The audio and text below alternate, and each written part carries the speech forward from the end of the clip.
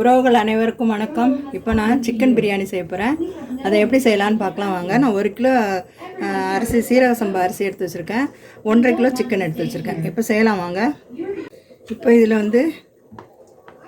100 நெய் ஊற்றிக்கிறேன். அதே 100 அளவுக்கு எண்ணெய் ஊற்றிக்கிறேன். 2 இலை சின்ன பட்டை நுணுக்கி வச்சுருக்கேன். ஒரு 7 ஏலக்காய், ஒரு 10 லவங்கப்பூ. இது நல்லா வெடிக்கட்டும்.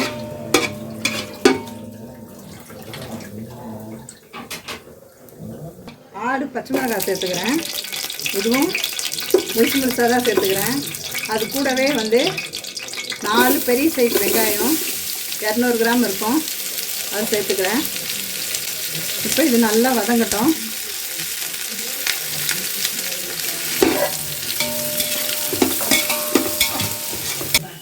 வெங்காயம்லாம் நல்லா வதங்கிடுச்சு. இப்போ இந்த நேரத்தில் ஒரு இஞ்சி பூண்டு பேஸ்ட் போட்டுக்கோங்க. நான் இதில் 5 போடுறேன்.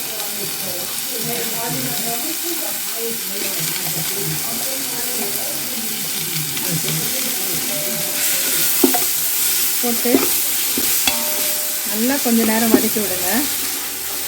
அடி பிடிக்காத அளவுக்கு வதக்குங்க.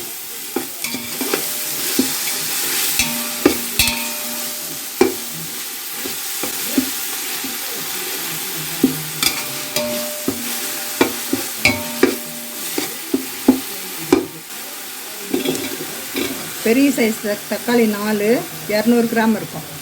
அதை நல்லா பொடியாக கட் பண்ணி வச்சுருக்கேன். அதையும் சேர்த்துக்கிறேன்.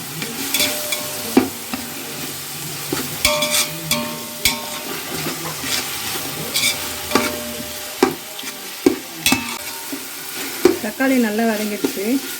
இந்த நேரத்தில் ஒரு கைப்பிடி புதினா, ஒரு அரை கைப்பிடி கொத்தமல்லி, இதே நல்லா சேர்த்து நல்லா வதக்கிடுங்க.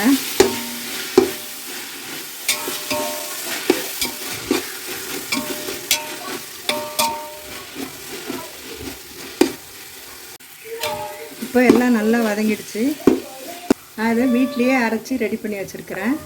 இது பிரியாணிக்காகவே பட்டை, லவங்கம், ஏலக்காய் எல்லாம் போட்டு மிக்ஸ் பண்ணி பவுடர் ஆக்கி வச்சுருக்கேன். இதில் நான் ஒரு 3 ஸ்பூன் சேர்த்துக்கிறேன்.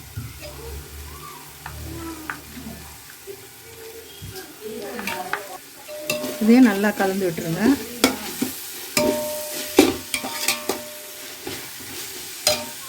அது எல்லாம் கலந்து அரைச்ச மிளகாத்தூள் 2 ஸ்பூன்.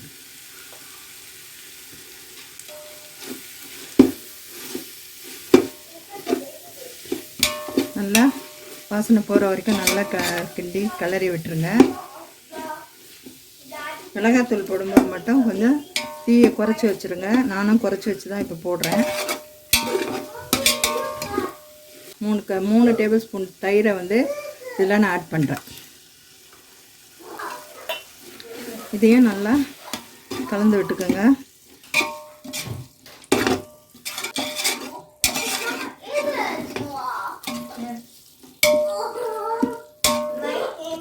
இப்போ 1 கிலோ 1 கிலோ ரைஸுக்கு நான் 1.5 கிலோ சிக்கன் எடுத்திருக்கேன்.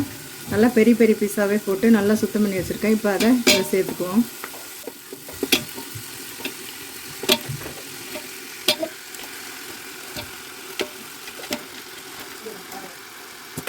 இதையும் நல்லா எல்லா இடமும் நல்லா அந்த மசாலா எல்லாம் படுற மாதிரி நல்லா கலந்து விட்டுக்குங்க.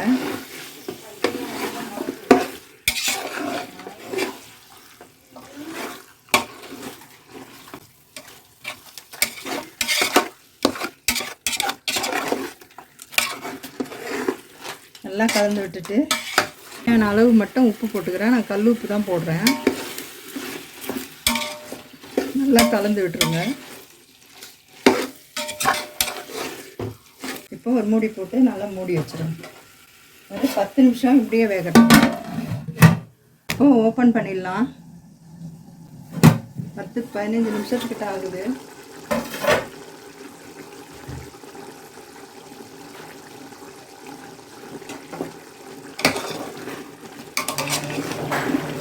நல்லா வெந்துடுச்சு கறி. அந்த தண்ணியே கறியில் இருக்க தண்ணியிலே சேர்த்து நல்லா வெந்திருக்குது. ரொம்ப ஸ்லோவாக நிதானம் மீடியம்லேயே தான் வச்சு வேக வச்சுருக்கேன். இப்போ இந்த ஸ்டேஜில் நான் வந்து இந்த ஆளாக்கில் இந்த இருக்கு இல்லையா, இதில் தான் நான் வந்து 5 எடுத்தேன். இதே இதில் நான் வந்து 10 ஊற்றணும். நான் தண்ணி அளந்து வச்சுருக்கேன். இப்போ அதை நான் சேர்த்துக்கிறேன். இப்போ தண்ணி அளந்த தண்ணி அது 10 ஆளாக்கு தண்ணி இதில் ஊற்றிருக்கேன். இப்போ நல்லா ஹை ஃப்ளேமில் வச்சு நல்லா கொதிக்க விடுங்க.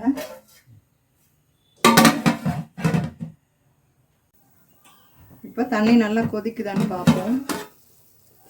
நல்லா கொதிக்குது.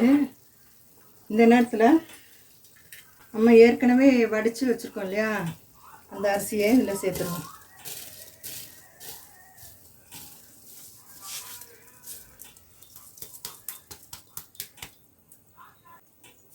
நல்லா கலந்து விட்டுருங்க.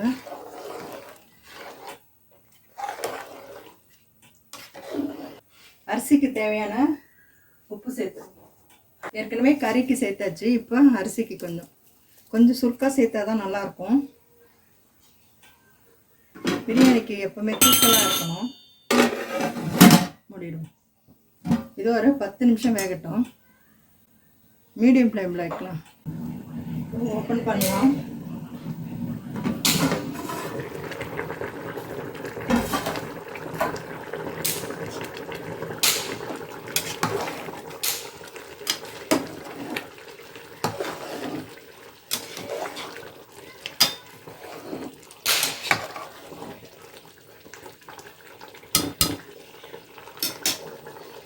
இன்னும் ஒரு 5 நிமிஷம் அப்படியே இருக்கட்டும்.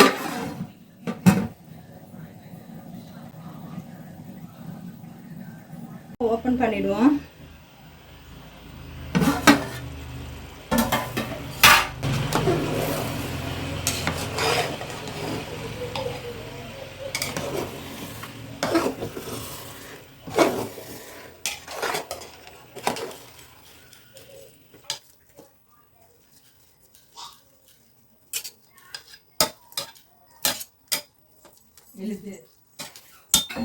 இந்த ஸ்டேஜில்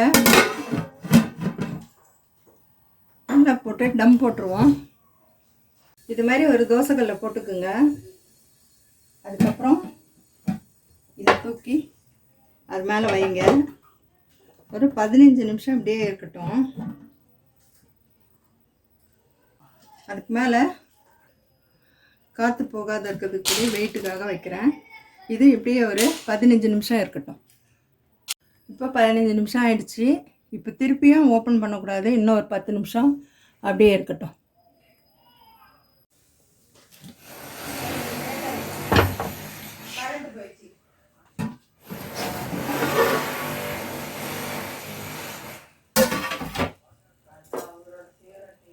சூப்பராக ரெடியாக இருக்கு பாருங்க.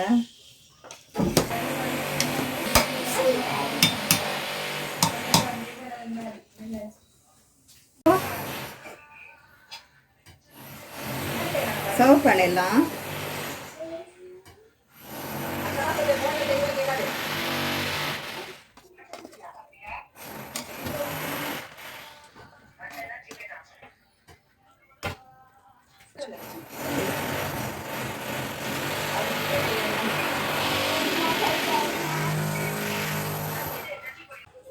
பக்கத்தில் வேலை நடக்கிறதுனால சவுண்டு அதிகமாக வருது.